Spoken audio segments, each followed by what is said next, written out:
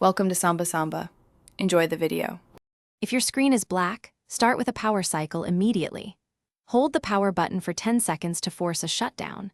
Unplug the device from its charger or power source and wait 60 seconds before reconnecting power. Press and hold volume down while powering on for 10 seconds to attempt recovery mode. Watch for any logo or LED activity after reconnecting power and releasing buttons. If the screen briefly lights, proceed to the next diagnostic steps to isolate the issue. Next, check all external connections and peripherals thoroughly before repair. Disconnect USB drives, HDMI, SD cards, and any docking stations first.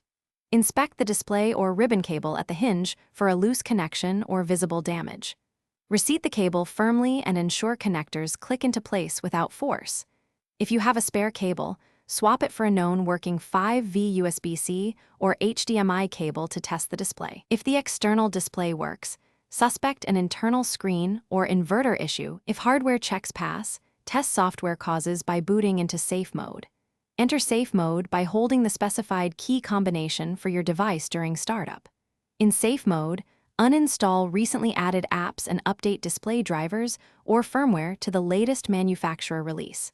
Backup important files before any factory reset, which should be a last resort to fix persistent display issues.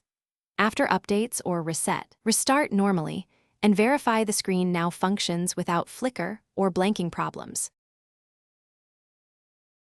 Thanks for watching. Consider subscribing if we helped you.